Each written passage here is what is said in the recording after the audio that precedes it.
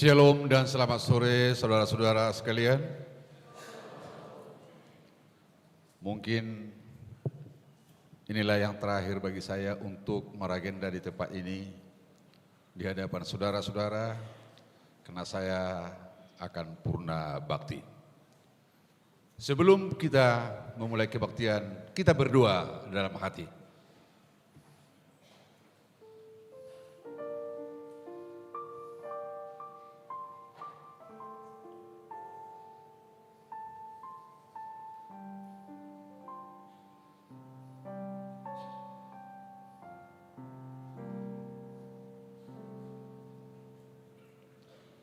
Amin.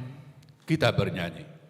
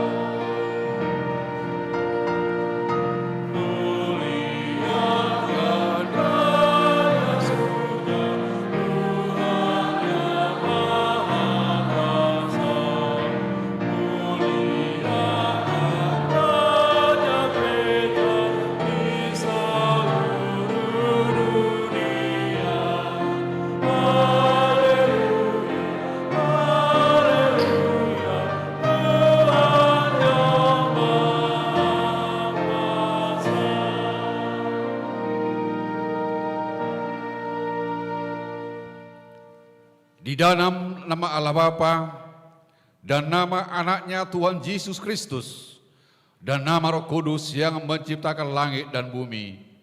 Amin. Sebab firman Allah hidup dan kuat dan lebih tajam daripada pedang bermata dua manapun.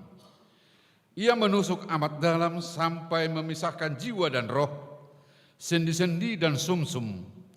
Ia sanggup membedakan pertimbangan dan pikiran hati kita. Haleluya.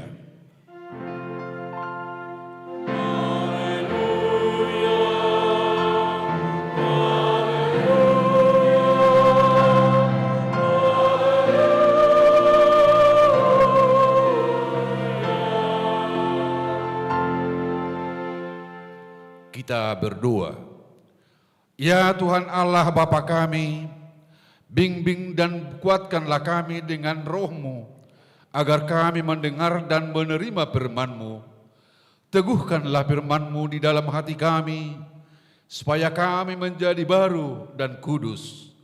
Tolonglah kami, agar kami semakin percaya kepada anak-Mu, Tuhan Yesus Kristus, dan memperoleh hidup yang kekal. Amin. Kita bernyanyi. Yeah.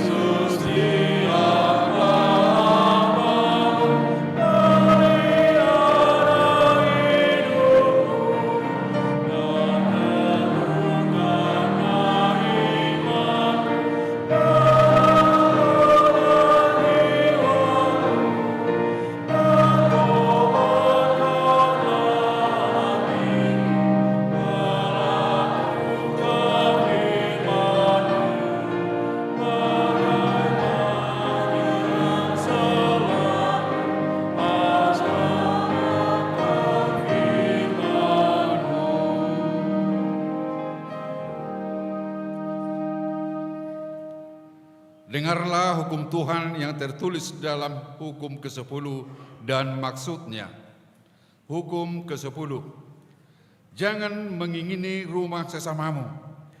Jangan mengingini istrinya, atau hambanya laki-laki, atau hambanya perempuan, atau lembunya atau keladinya, atau apapun yang dimiliki sesamamu. Maksudnya adalah kita harus takut serta kasih kepada Allah. Sebab itu jangan kita mempergunakan tipu daya untuk memiliki harta sesama manusia serta harta warisannya. Kita harus membantu mereka memelihara hartanya. Dan jangan kita menghasut baik istri maupun pembantunya dan menipu ternaknya. Kita patut menasihati mereka serta memujuknya agar tetap cinta dan setia kepada tugasnya. Demikian hukum Tuhan, marilah kita berdoa untuk memohon kekuatan dalam melaksanakan hukumnya. Ya Tuhan Allah, kuatkanlah kami melakukan yang sesuai dengan hukum-Mu. Amin.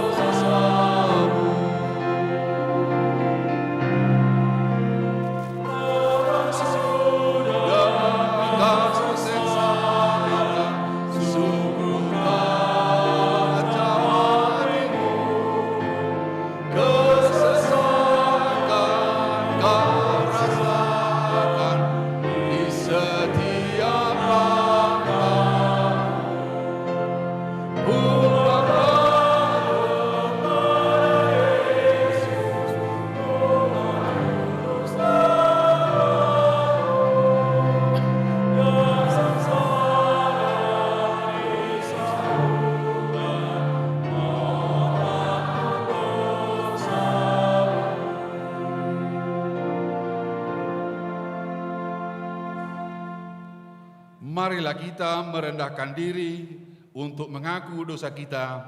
Kita berdoa. Ya Tuhan Allah Bapa kami yang Maha Kuasa, kami berseru dengan memanggil nama-Mu karena kami susah dan gelisah mengingat segala dosa dan kejahatan kami. Kasihanilah kami orang berdosa ini. Ya Tuhan Yesus Kristus, Engkau telah datang ke dunia menjadi manusia, mati dan bangkit kembali serta naik ke surga untuk membela dan menyelamatkan kami. Kasihani dan kuatkanlah iman kami untuk bersyukur kepadamu. Ya Roh Kudus penghibur orang yang berduka, sembuhkanlah segala penyakit dan penderitaan kami karena dosa. Tinggallah bersama kami, agar kami senantiasa bergembira dan penuh gairah melakukan kehendak-Mu. Engkaulah sumber pengasihan dan pengampunan. Janganlah lupakan kami. Dengarlah doa permohonan kami ini, ya Allah Bapa, Anak dan Roh Kudus. Amin.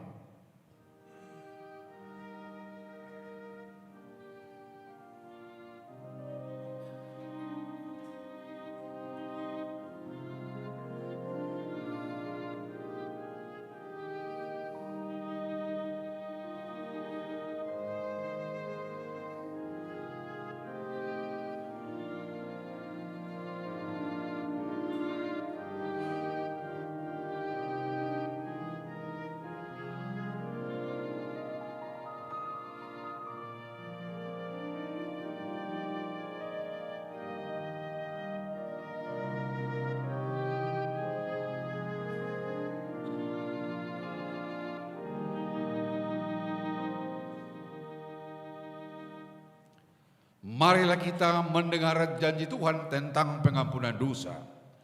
Kita mempunyai iman besar yang demikian, yang duduk di sebelah kanan tahta yang maha besar di surga. Karena itu ia sanggup menyelamatkan dengan sempurna semua orang yang oleh Dia datang kepada Allah. Sebab ia hidup senantiasa untuk menjadi pengantara mereka. Kemuliaan di tempat yang maha tinggi. Amin.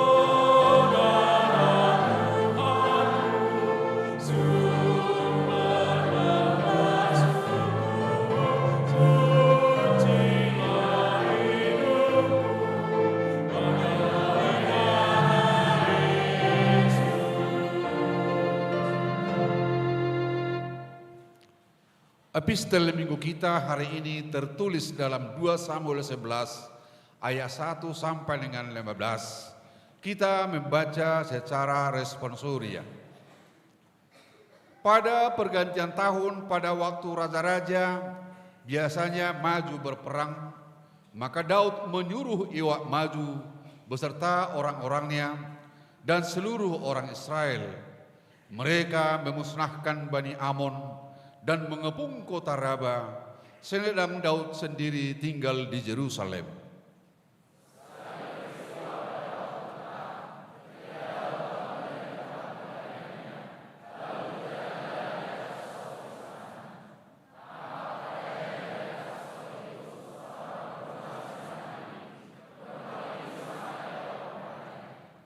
Lalu Daud menyuruh orang bertanya tentang perempuan itu dan berkata, itu adalah Betsaeba binti Eliaim, istri Uria orang Heti.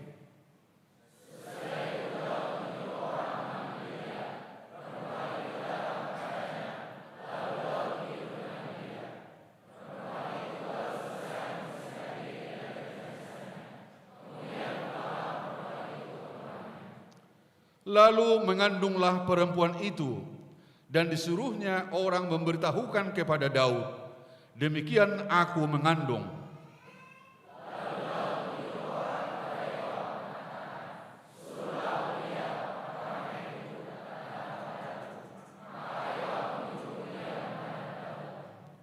Ketika Uria masuk menghadap dia, bertanyalah Daud tentang keadaan Yoab dan tentara dan keadaan perang.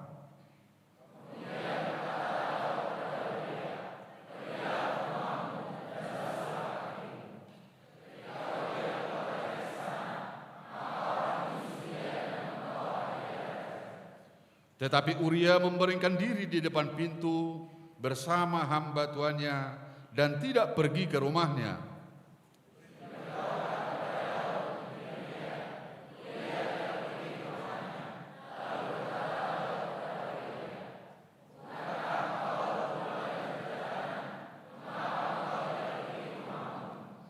Tetapi Uria berkata kepada Daud, tabut serta orang Israel dan orang Yehuda diam dalam pondok, juga tuanku Yoab dan hamba-hamba tuanku sendiri berkemah di padang.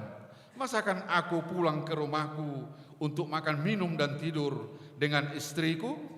Demi hidupmu dan demi nyawamu, aku takkan melakukan hal itu.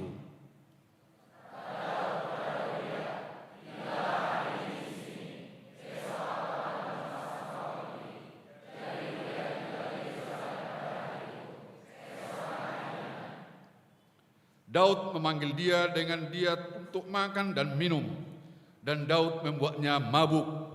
Pada waktu makan, keluarlah Uria untuk berbaring tidur di tempat tidurnya bersama-sama hamba tuannya. Ia tidak pergi ke rumahnya.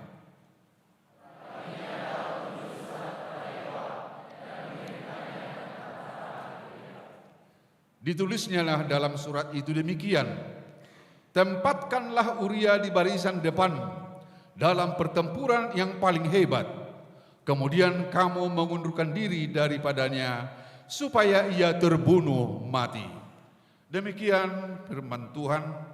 Berbahagialah orang yang mendengar firman Allah serta memeliharanya. Amin.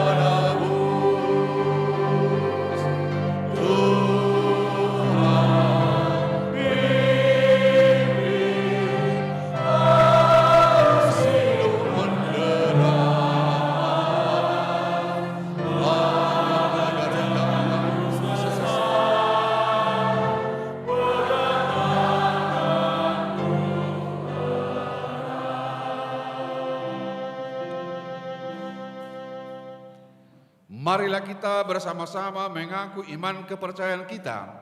Sebagaimana teman-teman seiman di seluruh dunia, kita bersama-sama mengucapkannya. Aku percaya kepada Allah, Bapa yang Maha Kuasa, Khalik langit dan bumi. Aku percaya kepada Yesus Kristus, Anaknya yang tunggal Tuhan kita, yang dikandung daripada Roh Kudus, lahir dari anak darah Maria, yang menderita sengsara di bawah pemerintahan Pontius Pilatus, disalibkan, mati dan dikuburkan, yang turun ke dalam kerajaan maut. Pada hari yang ketiga, bangkit pula dari antara orang mati, naik ke surga, duduk di sebelah kanan Allah, Bapa yang Maha Kuasa. Dari sana akan datang kelak untuk menghakimi orang yang hidup dan yang mati. Aku percaya kepada Roh Kudus, dan adanya suatu gereja yang kudus dan am, persekutuan orang kudus, pengampunan dosa, kebangkitan daging, dan hidup yang kekal. Amin.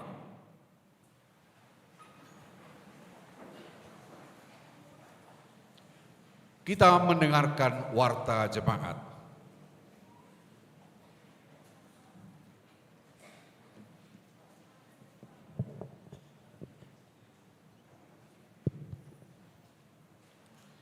Warta Jemaat di HKBP Sutoyo, Resort Sutoyo, Minggu 28 Juli 2024. Warta pertama, nama dan topik minggu. Nama minggu kita adalah minggu ke-9 setelah Trinitatis.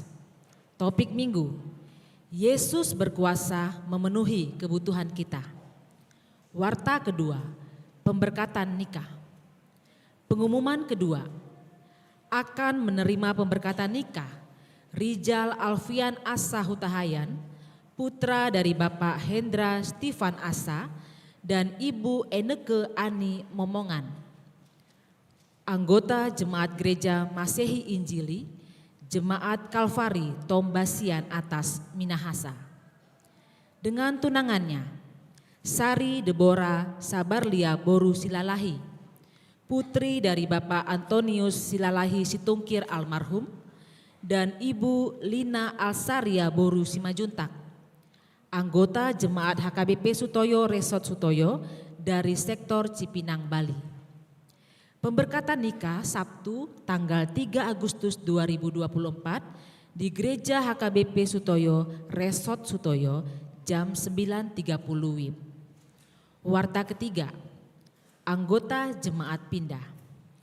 Mulai hari ini, Minggu 21 Juli 2024 telah pindah keluarga Bapak Rudi Nadabdab dan istri Ibu Rumiyanti Boru Hutagalung beserta 2 orang anak pindah jemaat ke HKBP Resort Durenjaya, Distrik 19 Bekasi.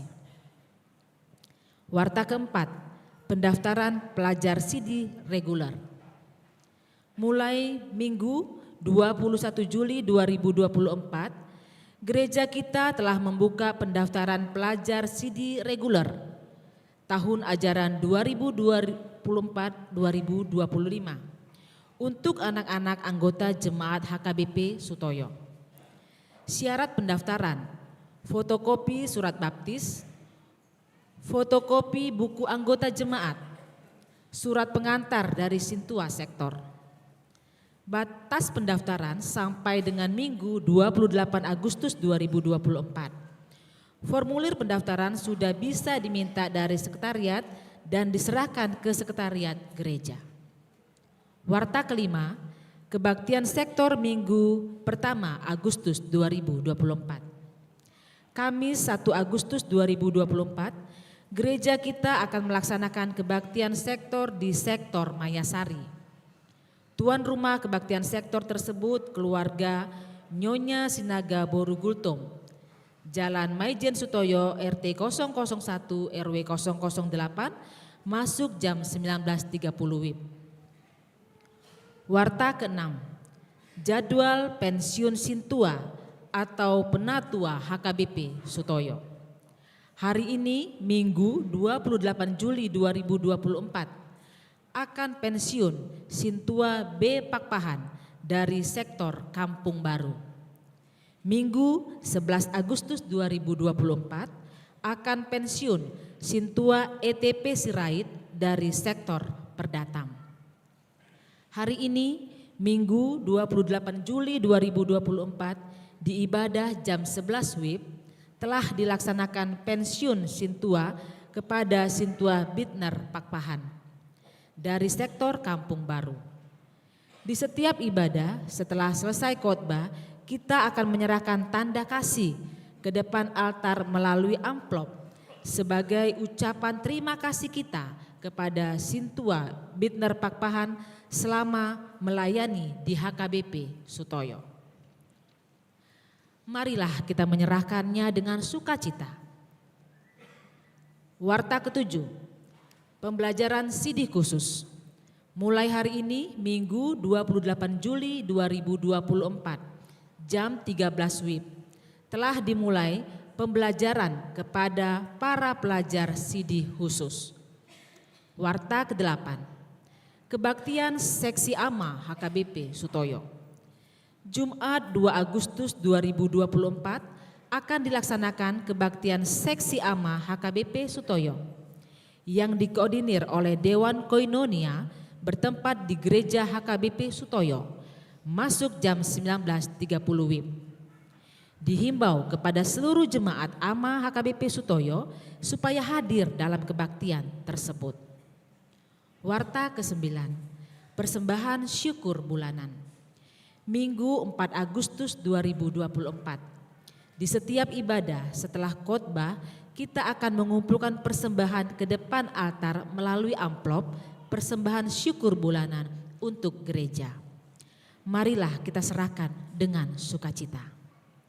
Warta ke-10, penyerahan penghargaan kepada anak-anak yang berprestasi.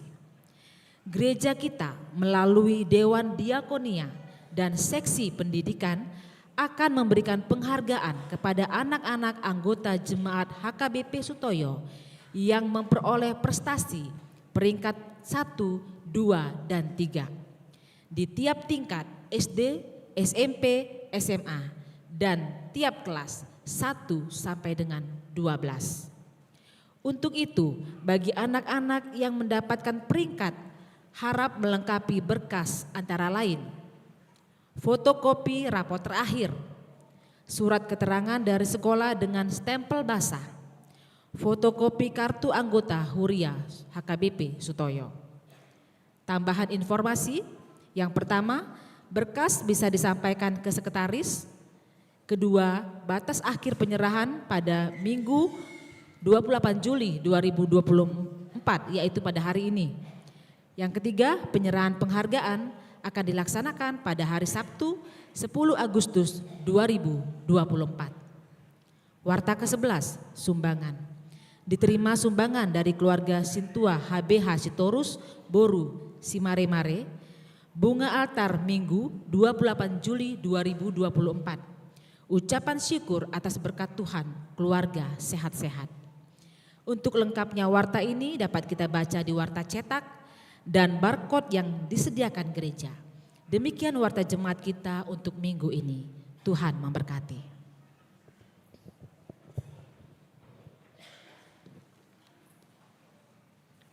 Marilah kita menyampaikan persembahan kita 1A 1B. Kita bernyanyi.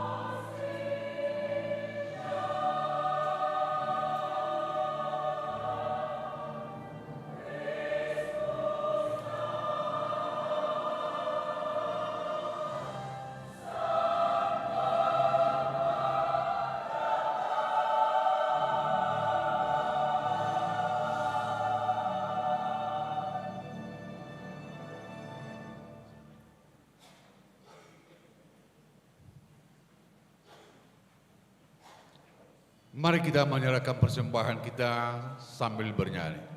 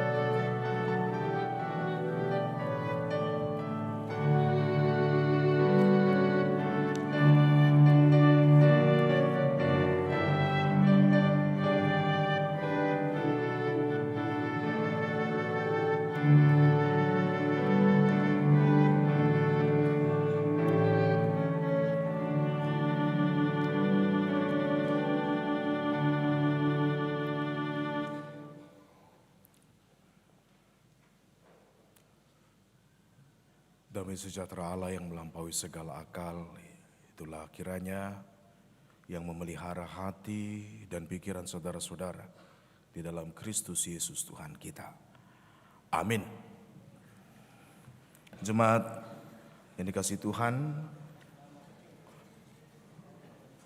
kabar gembira, kabar sukacita, kabar baik bagi kita di minggu ini. Mari kita simak dari pemberitaan Yohanes, Injil Yohanes pasal yang ke-6, ayat 1 sampai dengan ayat yang ke-15. Bapak Ibu, izinkan saya membaca menurut terjemahan baru yang kedua.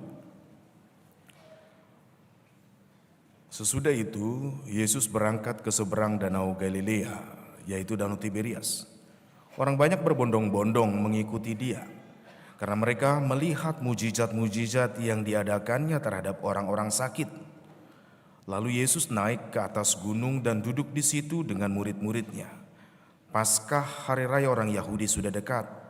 Ketika Yesus memandang sekelilingnya dan melihat bahwa orang banyak berbondong-bondong datang kepadanya, berkatalah ia kepada Filipus, "Di mana kita dapat membeli roti supaya mereka dapat makan?"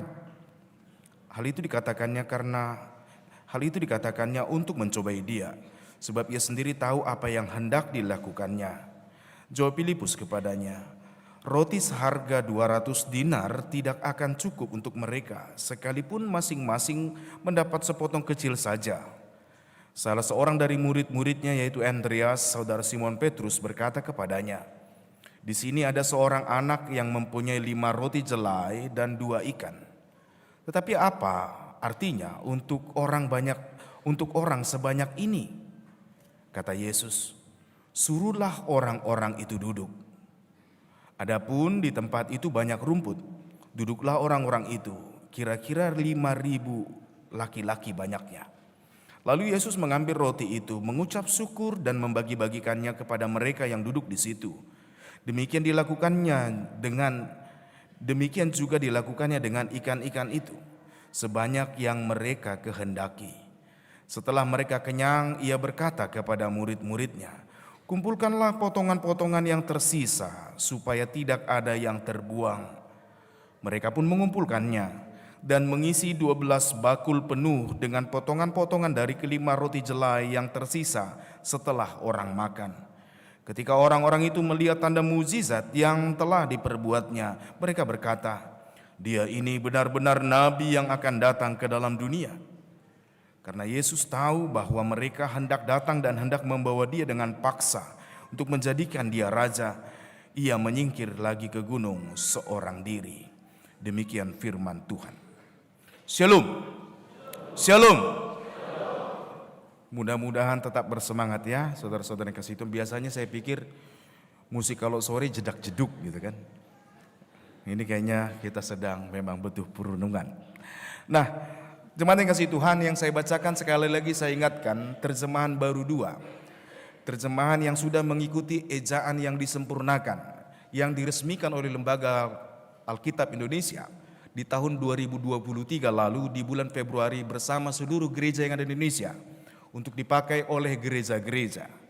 Hal ini saran saya, apalagi yang siswa SD, SMP, SMA, mahasiswa, supaya terbiasa juga dengan bahasa Indonesia yang telah disempurnakan, belilah Alkitab terjemahan baru 2. Kalau terjemahan yang biasa kita pakai itu terjemahan tahun 74 dan penerjemahnya lebih banyak bukan orang Indonesia. Hati. Dan kalau kita hobi yang gratisan digital di handphone kita, dari LAI lah beli, berbayar. Kita sedang mendukung usaha penerjemahan Alkitab supaya kabar baik diberitakan ke seluruh wilayah Indonesia. Amin. Jadi jangan bangga kalau yang gratisan doang padahal punya duit. Hati. LAI terjemahan baru 2 baru ada di digitalnya dari LAI saja. Ima songan informasi dan gak usah bulak-balik juga diumpulkan ya. Saudara yang kasih Tuhan, mungkin sudah biasa kita dengar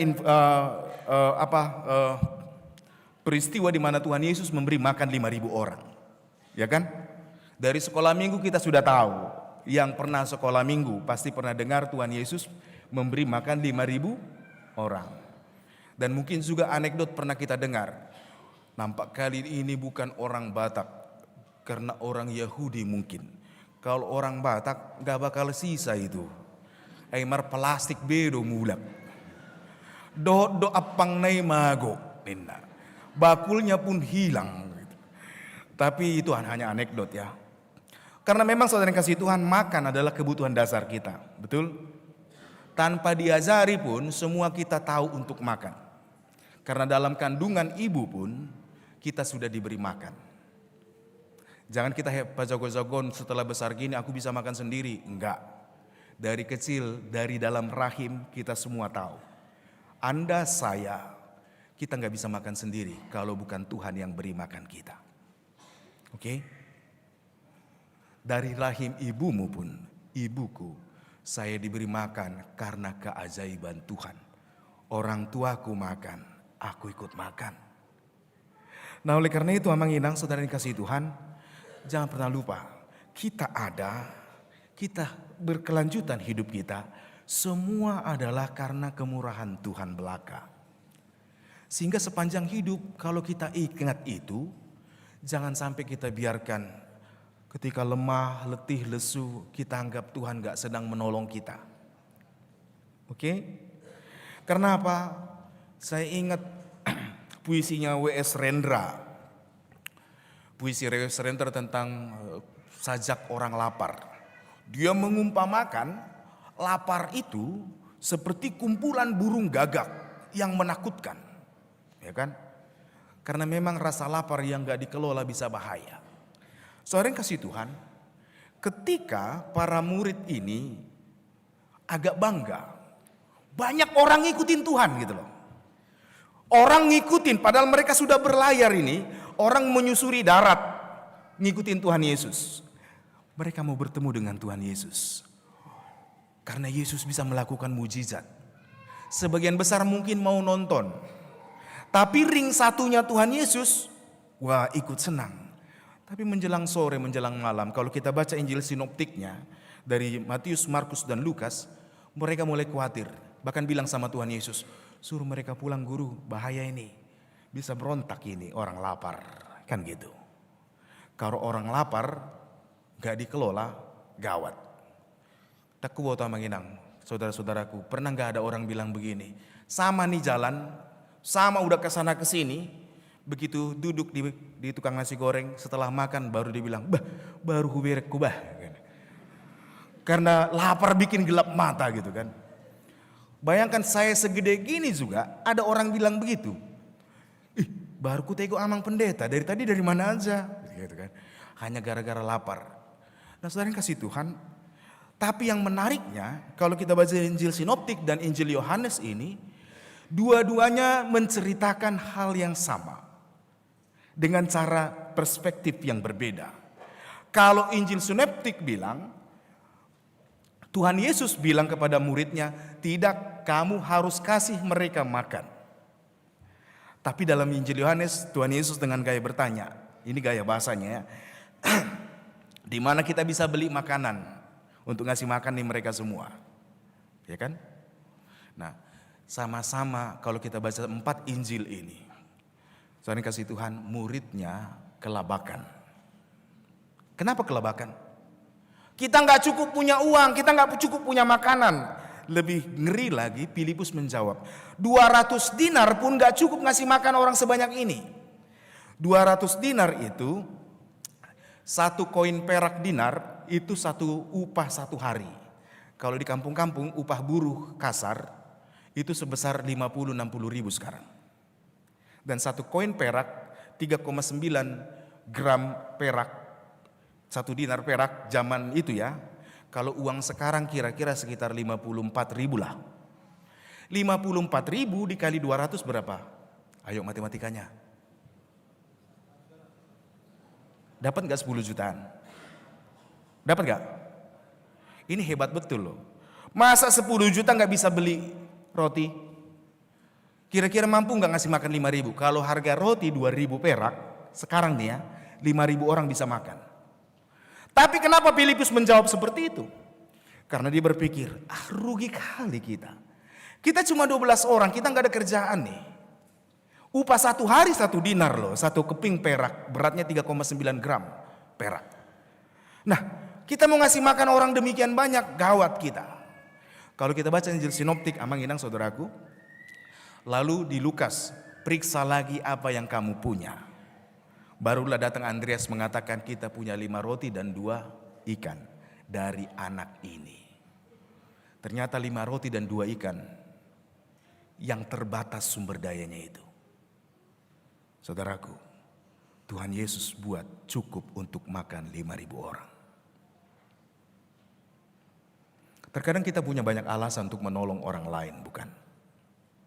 Terkadang kita pakai alasan, padahal panggilan Tuhan jelas. Tuhan Yesus mau supaya para muridnya, semua orang yang sudah percaya, ayo melayani yuk. Ayo menyatakan kemuliaan Tuhan yuk. Ayo. Saudara yang kasih Tuhan, kalau kita dipanggil untuk melayani, dan itu tugas panggilan kita. Konfesi HKBP menyatakan itu, bukan cuma karena konfesi, tapi karena baptisanmu, baptisan saya. Kita semua adalah imamat orang percaya. Kita bangsa pilihan Tuhan. Tuhan mau lewat hidup kita, semua orang memandang kepada Yesus. Sekali lagi, kita diajak untuk melayani bukan karena Tuhan butuh kita. Bukan karena Tuhan bergantung kepada Filipus atau Andreas atau kepada anak kecil yang punya 5 roti dan 2 ikan. Ayat tadi mengatakan Tuhan tahu apa yang mau dibuatnya kok. Tapi seberapa besar hatimu mau terlibat berpartisipasi. Saudara yang kasih Tuhan, kalau kita dipanggil untuk melayani adalah karena Tuhan membuka diri supaya kita ambil bagian atau berpartisipasi. Bukan karena kita lebih hebat, bukan karena kita lebih pintar maka Tuhan butuh kita. Enggak. Tuhan gak butuh siapapun, tapi Tuhan panggil kita supaya apa? Karena kita dicipta segambar dan rupa Allah. Tuhan mau supaya kita menjadi bagian dari keilahiannya. Saudara yang kasih Tuhan, jelek-jelek gini, lihat kanan kiri. Jangan bilang jelek sebelahmu ya. Ganteng, engkau cantik, engkau ganteng. Engkau dipanggil juga untuk melayani Tuhan. Amin. Bilang sama sebelahmu dulu. Malu juga ya. Engkau cantik, engkau ganteng gitu kan. Hidungmu besar tapi engkau dipanggil untuk melayani Tuhan. Oke? Kupingmu lebar, engkau mau dipakai oleh Tuhan. Ya. Seorang yang kasih Tuhan, Tuhan mau supaya kita menjadi bagian dari pekerjaan ilahi, pekerjaan yang besar. Makanya di Matius digambarkan engkau adalah garam dan terang dunia. 5 roti dan 2 ikan dari keberadaan kita yang terbatas. Dari kelemahan kita, Tuhan nyatakan kemuliaannya. Dan ini gak pernah boleh kita lupakan. Tuhan hanya butuh Daud yang kecil mengalahkan Goliat. Ya kan? Tuhan hanya butuh kaum budak. Tuhan tidak pakai Mesir. Tuhan tidak pakai Babilonia, bangsa yang besar dengan kebudayaan yang besar dan peradaban yang baik. Tuhan pakai kaum budak untuk menyatakan kemuliaannya. Selemah apapun, seburuk apapun, saudara yang kasih Tuhan, jangan pernah lupa panggilan Tuhan. Bahwa kita dipanggil untuk melayani. Melayani Tuhan dengan cara melayani sesama. Dan agar tujuannya apa? Ketika kita mau terlibat di dalamnya, kita akan semakin akrab dengan Tuhan. Murid-muridnya semakin kaget. Wah, makin takjub. Walaupun masih belum mengerti, tapi mereka akhirnya semakin mengenal Tuhan.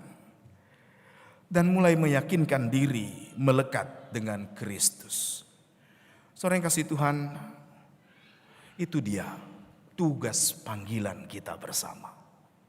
Tuhan mau supaya lewat kehidupan kita, karena iman kita akan providensia Dei, penyediaan Allah. Karena Allah yang menyediakan dan kita beriman tentang hal itu. Lewat hidup kita, kita mau menolong, kita mau berbagi. Kita mau memberitakan. Saudara yang kasih Tuhan, ini penting sekali. Banyak persoalan kita buat alasan kita untuk menolak. Kita senang dengan Tuhan Yesus. Kita senang, kita bangga kita punya Tuhan Yesus. Tapi ketika diajak, ayo terlibat yuk. Banyak orang, dak sanga do betikiku. Dedo, aku gak punya waktu. masalah waktu. Ketika naik jabatan, bersyukur, kasih persembahan makin gede ke gereja. Terus dengan percaya diri duduk di tempat terhormat di gereja, ya kan? Terus ayo terlibat dalam pelayanan, enggak, aku belum punya waktu. Tapi suatu ketika dapat divonis dokter, engkau mengidap ini, cancer contohnya ya, ini contoh ya Manginang ya. Baru dia punya waktu untuk aku mau melayani Tuhan. Saudara yang kasih Tuhan, mari kita lihat. Terkadang bukan soal kita nggak punya waktu, tapi ujilah. Semua yang pacaran di sini, ada yang pacaran nggak? Atau ada yang lagi cari jodoh? Makanya ke gereja cari jodoh ya kan? Sutoyo gereja cari jodoh katanya. Ulu. Bayangin nih, seberapa marahnya bebek kalau teleponmu nggak diangkat. Emang berapa sibuknya sih nggak dijawab WA aku? Oh iya ya kan. Berarti nggak kau anggap aku penting. Oh iya beb, maaf beb, lagi push rank kata gitu kan. Kan itu dia. Kenapa kita nggak punya waktu? Karena kita nggak anggap penting. Karena kita anggap itu adalah hal yang penting bagi hidup kita. Tapi begitu mulai kehilangan, kita baru ngerasa sangat berharganya dia. Ini bukan soal pacar doang. Kalau yang jarang nelpon orang tuanya di kampung, ya kan? Biasanya kalau nelpon mama paling 1 menit 2 menit, ya kan? Apalagi kalau nelpon bapak, saya punya pengalaman gitu memang. Saya nelpon bapak, nggak sampai 1 menit. Sehat bapak? Ya pak. Mana mama? Oh, ya. Sehatnya ma? Iya. Ma aku butuh duit, ya kan? Itu doang. Tapi kalau nelpon pacar berapa lama? Sampai pagi. Oh ya ampun. Bertobat, ayo. Apalagi sleeping call tahe namanya? Sleep call. Ya mak teh. Tentukan mana yang penting bagi hidupmu. Kalau engkau pandang Tuhan penting, beri waktu, atur waktu hidupmu untuk belajar mendengar firman Tuhan, untuk mau mendengar dan belajar firman Tuhan. Sehingga beli Alkitab dulu deh, ya kan? Ini bukan promosi ya, karena orang sekarang udah makin banyak gak peduli dengan. Sampai sekarang, saudara yang kasih Tuhan, saya agak mulai khawatir, bukan khawatir gimana ya. Saya tahu Tuhan pasti akan tempatkan banyak orang juga untuk menyaksikan kebaikan Tuhan. Apologetis yang ngakunya apologet, sebenarnya polemikus, yang mencaci maki Alkitab semakin banyak, kan gitu. Saya nggak tahu kalau Anda suka hobi scrolling tanpa maksud jelas, pasti ketemu orang yang ngejek-ngejek Alkitab, ya kan? Orang yang mengatakan Alkitab telah diubah-ubah. Saudara yang kasih Tuhan, Alkitab sangat jujur. Karena apa? Selama yang saya pelajari, waktu belajar teologi ya, teks Alkitab yang ada, yang berbahasa Ibrani dan Yunani, kalau ada perbedaan,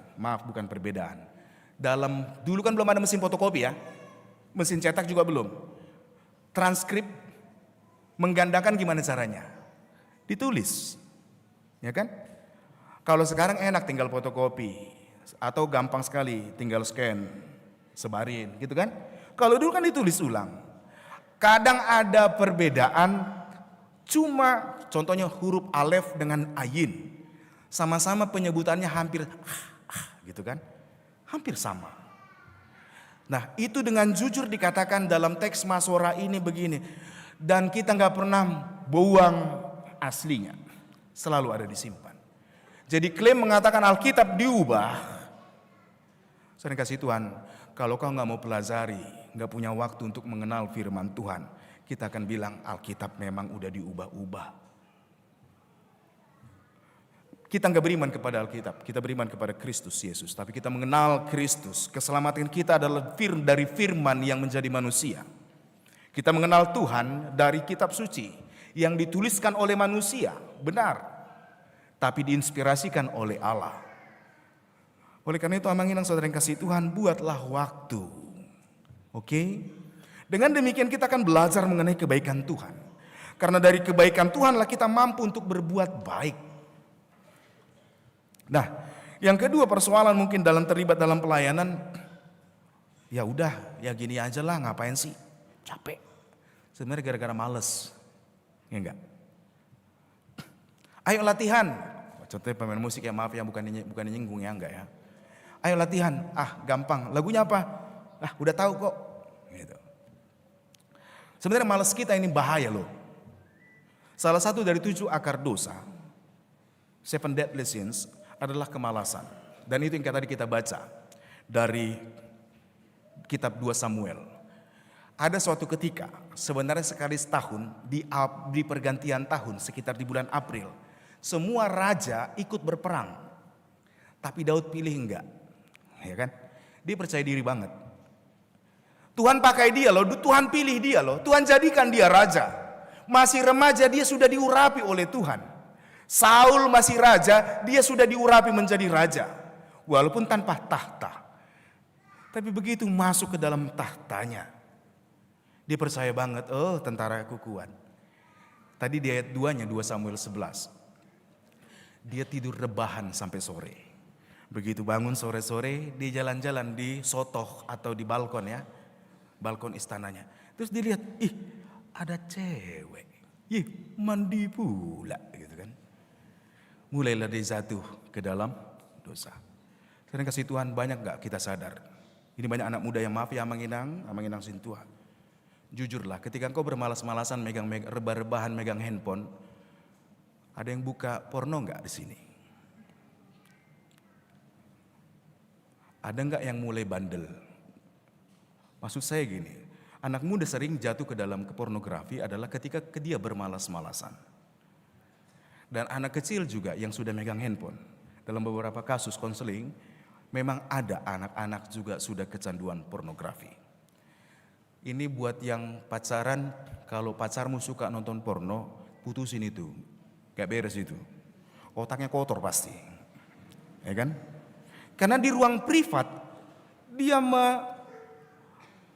membuat dirinya jatuh dalam hawa nafsu. Apa yang dilakukan ketika dia bersama denganmu? Ruang privat harusnya dia bisa memuliakan Tuhan ketika di ruang privatnya juga. Kalau dia di ruang privatnya aja nggak takut sama Tuhan, repot itu. Ya, sebentar lagi ada yang berantem pasti nih. Ya, artinya gini, saudara yang kasih Tuhan, maaf ya, maaf yang masih muda. Dalam beberapa kasus tentang onani, masturbasi, itu saat kita sedang bermalas-malasan pasti terjadi. Dan saya tahu laki-laki yang suka onani telapak tangannya agak berbulu. Yang nengok tangannya itu ketahuan kan. Mana mungkin telapak tangan berbulu.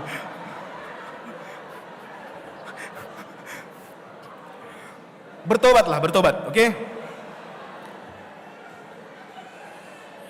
Karena apa? Kejatuhan Daud itu bukan karena Tuhan gak lindungi dia. Bukan karena Tuhan gak mampu tolong dia.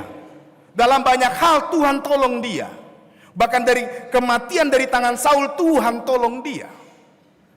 Tapi hawa nafsu kedagingan, ketika engkau pilih bermalas-malasan, tidak memuliakan Tuhan lagi, kedaginganmu akan lebih utama. Dan itu jalan masuk setan. Oleh karena itu, amat saudara-saudara yang kasih Tuhan, apalagi kalau Tuhan panggil dalam pelayanan kita, tapi kita pilih untuk malas. Kita lihat apa yang terjadi dalam kemalasan itu. Daud jatuh. Lalu ketahuanlah Batseba mengandung. Dia mau manipulasi.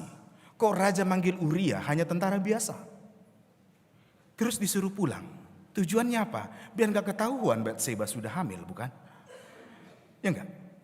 Dikasih mabuk. Tapi Uria orang hebat. Dia gak mau pulang bukan karena apa-apa. Solidaritasnya tinggi. Dan dia orang yang punya kasih kepada negara dan kepada Tuhan. Tabut Allah aja di luar, ngapain aku pulang? Akhirnya Daud suruh bunuh itu orang. Oke, cerita putus di situ.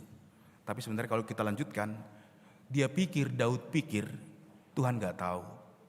Tapi ada yang menarik ketika Tuhan tegur lewat Nabi Nathan, Daud mau bertobat.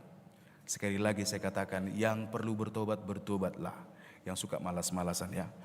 Nah, artinya gini, Kalau Tuhan panggil kita, Tuhan mau pakai kita, kita sudah saksikan perbuatan Tuhan yang hebat dalam hidup kita. Tuhan selalu tolong kita.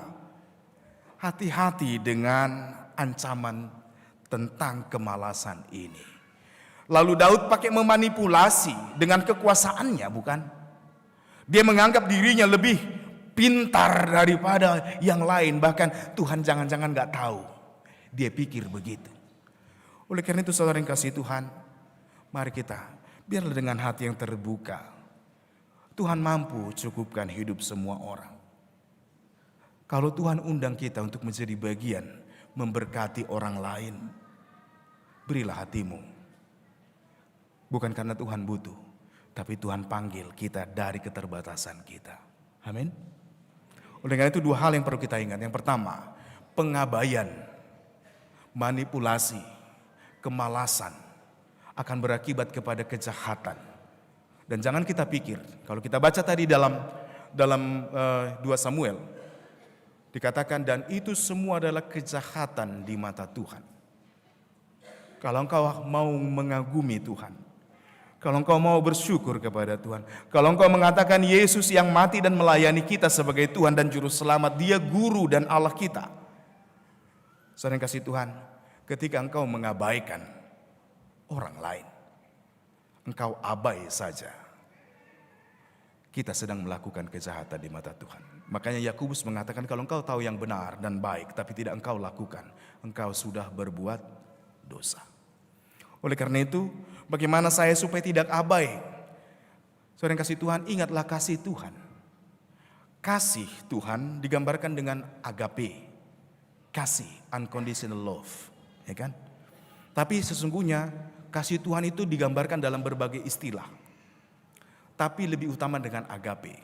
Di Yohanes 15 Tuhan Yesus juga menggambarkan kasih yang terbesar adalah kasih sahabat, filia, ya kan? Bahkan kalau kita baca kitab Mazmur, kitab Yeskiel, betapa Allah cemburu, kasih eros juga menggambarkan kasih Allah. Mau dikatakan demikian, semua kita, kasih itu lawan katanya cuma satu. Apa itu? Apatos. Kalau pernah dengar kata apatis, apati, tidak peduli. Itu adalah lawan kata dari kasih. Bukan benci, bukan dendam, tapi apatos. Oleh karena itu, saudara yang kasih Tuhan, ingatlah kasih Allah supaya kita mampu mengasihi. Susah memang mengasihi, apalagi ajaran Tuhan ini repot banget kok, kata gitu. Ada orang bilang gitu, kalau ditampar pipi kiri, kasih pipi kanan. Waduh, gimana tuh? Ya babak belur lah awak, gitu kan. Mari saudara yang kasih Tuhan pahami kitab suci. Orang Israel bisa menampar itu. Kalau ditampar pipi kiri, biasanya tuh begini kan, pakai tangan kanan. Kalau nampar, maaf ya, yang pacaran main tampar-tamparan, bertobat. Kalau ditampar begini, itu artinya mengutuk dan menganggap rendah. Oke? Kalau saya nampar pakai tangan kanan, akan kena pipi kiri. Beri pipi kananmu, tujuannya supaya menampar begini. Artinya engkau adalah bagianku, aku marah dengan biasa, bukan karena sedang mengutuk atau merendahkan. Tujuannya rebut hatinya. Oke? Kalau Tuhan Yesus juga katakan, kalau musuhmu seterumu lapar, beri dia makan. Ini gimana ceritanya? Orang udah sakit hati awak. Saudara yang kasih Tuhan, tanpa mengingat kasih dan kebaikan Tuhan, kita gak bisa lakukan itu memang kok. Pengkhotbah sekalipun seperti saya, ini pendeta kayak gak pernah marah aja. Marah salah enggak? Boleh marah loh. Tuhan Yesus juga pernah marah. Tapi tujuan marah harus ada. Marah jangan sampai bercampur dengan dendam. Tahu marah yang bercampur dendam? Misalnya marah karena dendamnya, itu dianggap kain apa? Lagi kayak nyuci, pernah ngeliat orang nyuci, bilas. Dijambak begini, saking dendamnya kan, sampai. Kalau sekarang nggak ada gitu, nggak tahu lagi jangan-jangan orang sekarang nyuci ya, karena pakai mesin cuci atau laundry ya. Dulu ingat betul saya kalau di asrama nyuci, ya kan. Calon pendeta begitu nyuci sama menyetrika, nyuci saya masih lebih senang. Kalau nyetrika pas nyetrika, Manguli na mau bah naraku. Lu hadapi namang gosokot itu. Nah, saudara kasih Tuhan, mari kita lihat. Kalau kita nggak ngingat kasih Tuhan, hati kita akan dipenuhi sakit hati, dipenuhi dendam. Kalau kita nggak mengingat perbuatan Tuhan bagi kita pasti mau membalas dendam. Karena memang cinta kasih itu perbuatan yang supranatural. Makanya ajaran Kristus itu beda dengan yang lain. Engkau nggak akan bisa mengasihi dengan benar kalau hatimu tidak dipenuhi dengan kasih Tuhan. Ingatlah selalu kasih Tuhan, supaya engkau bisa mengampuni, supaya engkau bisa tidak membalaskan dendam, supaya engkau bisa membiarkan pembalasan adalah haknya Tuhan. Dan engkau bisa tetap semangat sekalipun engkau dibuat kecewa. Tuhan tidak akan pernah mengecewakan kita. Tuhan gak akan pernah mengecewakan kita. Nah, oleh karena itu saudara yang kasih Tuhan, panggilan Tuhan untuk melayani, kita ingat, kita nggak boleh abai, kita nggak boleh malas, tetapi dengan kesungguhan hati kita mau lakukan itu. Tapi kita perlu untuk selalu mengingat kasih Tuhan. Apalagi yang pacaran ini, omong kosong bilang I love you, gitu kan. Apalagi yang cewek sekarang kan gampang kali merebut hati laki-laki, cuma bilang gini, tapi begitu berumah tangga, laki-laki akan selalu bingung kalau dibuat begini. Apalagi begitu digoyang. Udah awal bulan, mana gajimu, kan gitu. Nah, saudara yang kasih Tuhan, ingatlah. Kalau orang yang tidak mengenal kasih Tuhan dan tidak mau tinggal dalam kasih Tuhan, dia kan gak mampu mengasihi. Karena kasih memang adalah pekerjaan ilahi. Kita dipanggil untuk mengasihi, sama seperti Filipus dan para murid lain. Memberi makan 5.000 orang. Hal yang sulit. Tapi dari hati, kalau kita bergabung dengan hati Tuhan, Tuhan tahu mencukupkan. Amin. Tuhan tahu untuk mencukupkan kita. 5 roti dan 2 ikan lebih dari cukup. Sisa 12 bakul. Ini dongeng pendeta? Enggak. Buktikanlah. Setiap hati yang mau mengasihi dari keterbatasan kita. Apa yang kau punya? Aku cuma punya 5 roti, 5.000, 2.000, kumpul semua. Ayo kita kirim untuk pemberitaan Injil di tanah Batak. Itu yang terjadi dulu. Tarbegedo pansoni Kristus, torus di tano Batahi. Nyanyian itu dinyanyikan di Jerman, kumpul dana, berapa yang terkumpul. Bukan jemaat besar seperti ini, lebih kecil dari sini. Tapi dana yang terkumpul dipakai untuk memberitakan Injil. Saudara yang kasih Tuhan, dari yang sedikit akan mampu. Makanya banyak hal yang mustahil akan kita alami dan kita jalani ketika kita dipenuhi hati kita dengan kasih Tuhan. Dan kita mau melakukan yang kedua yang sangat penting. Lakukanlah yang dikehendaki Tuhan. Cuma itu doang. Tuhan cuma bilang kasih mereka makan. Oke, ini keterbatasan kami Tuhan. Ini yang ada, bawa sini, cukup. Saudara yang kasih Tuhan, jangan buat alasan hidupku belum sanggup Tuhan. Aku belum mampu Tuhan, ya kan? Ini juga yang pacaran yang udah terdesak mau kawin, belum cukup modal gedung mahal di Jakarta, gitu kan? Nggak mesti di gedung juga. Ya kan? Di aula gereja bisa emang ya.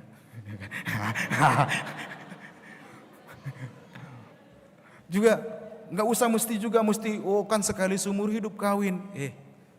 Saudara yang kasih Tuhan, makanya saya paling heran orang Eropa, orang Amerika, orang luar sana agak bingung lihat orang Indonesia.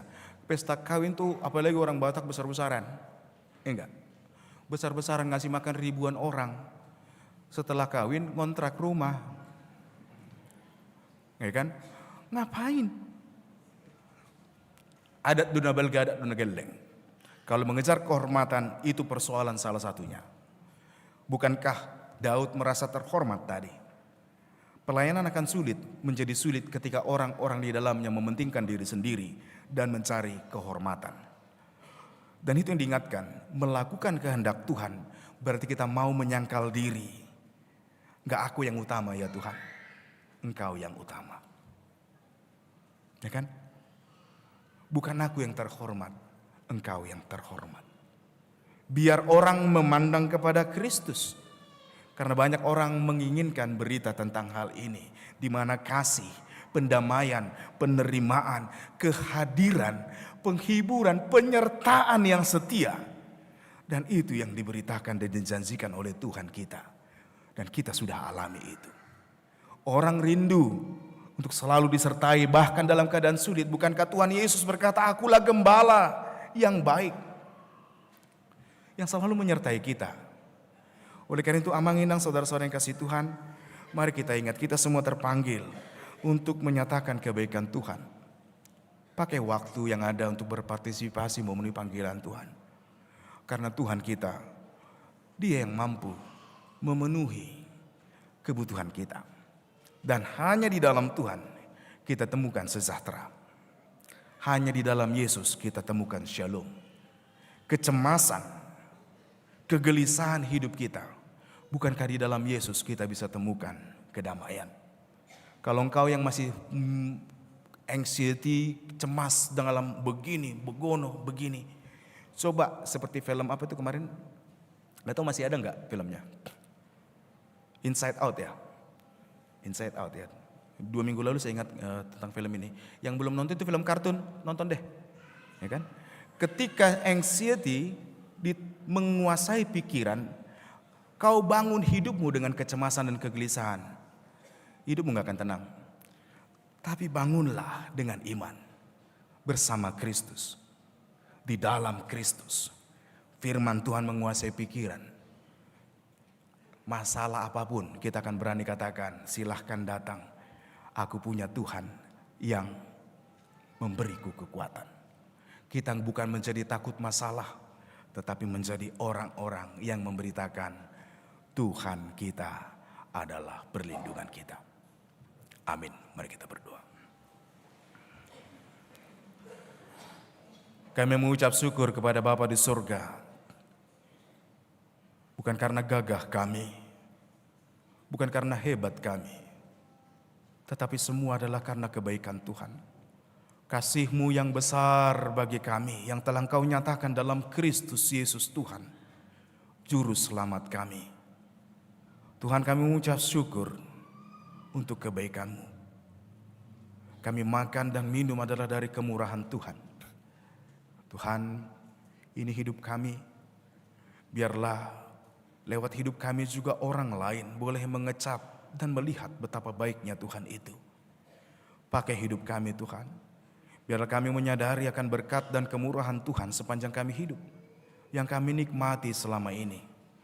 Supaya kami bersemangat dan bergiat, bergirang bahkan untuk memberitakan kebaikan Tuhan. Tuhan, Kau mengetahui isi hati kami. Kau mengetahui pikiran kami. Kau mengetahui kegelisahan kami. Tuhan, ini hati kami. Penuhilah kami dengan cinta kasih Tuhan. Penuhilah hati kami dengan kebaikan Tuhan. Supaya kami semakin bersemangat untuk memberitakan kebaikan-Mu. Hidup kami adalah milik-Mu ya Tuhan. Ya Kristus, hidup kami adalah milik-Mu. Ini doa kami. Dalam nama Tuhan Yesus Kristus.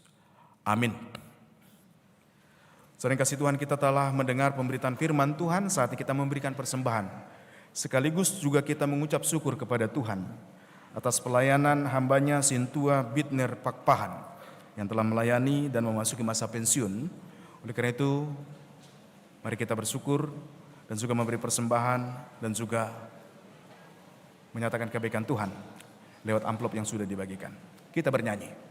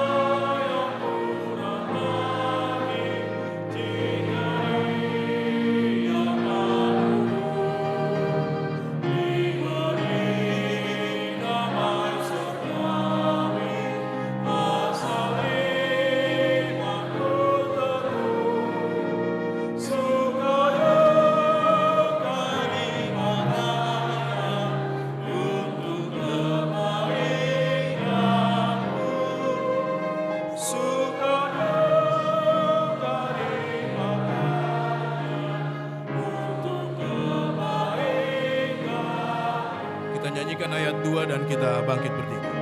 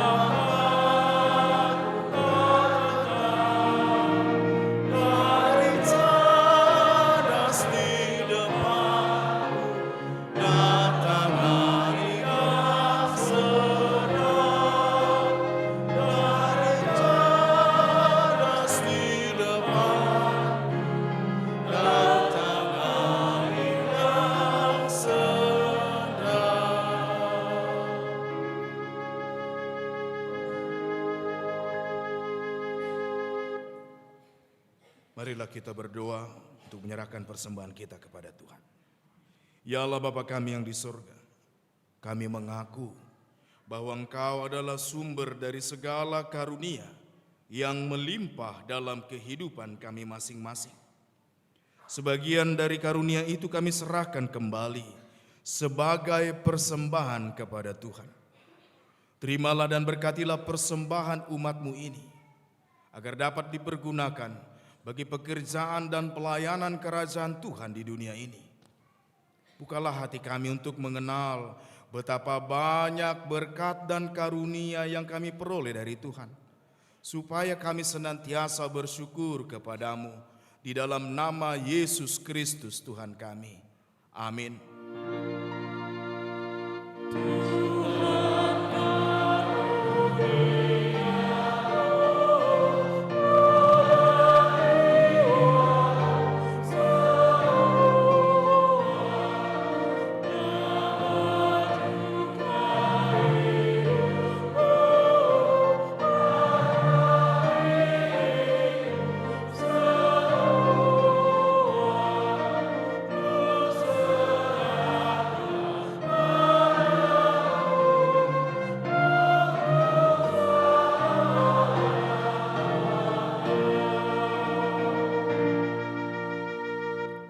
Bapa kami yang di surga, dikuduskanlah namamu, datanglah kerajaan-Mu, jadilah kehendak-Mu di bumi seperti di surga.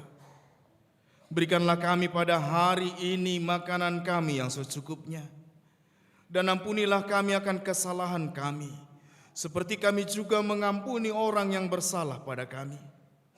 Dan janganlah membawa kami ke dalam pencobaan, tetapi lepaskanlah kami dari yang jahat.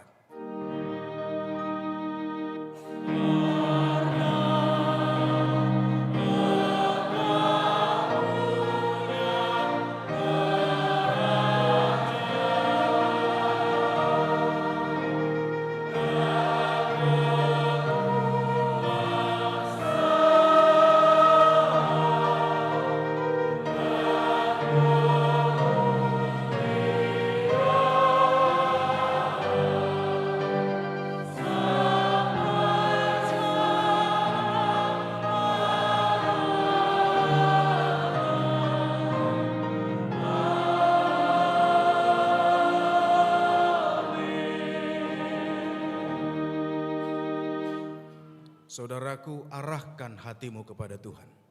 Terimalah berkat Tuhan. Tuhan memberkati engkau dan melindungi engkau. Tuhan menyinari engkau dengan wajah-Nya dan memberi engkau kasih karunia. Tuhan menghadapkan wajah-Nya kepadamu dan memberi engkau damai sejahtera.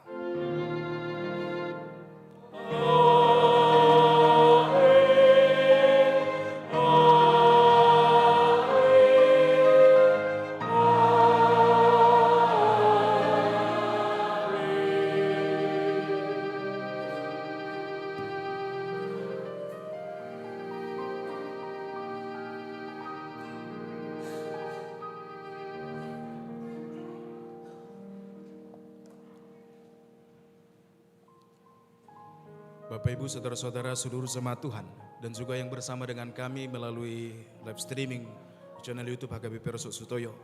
Terimalah salam dari kami, dari seluruh pelayan dan secara khusus Amang Sintua Pakpahan. Selamat hari Minggu bagi kita semua. Shalom.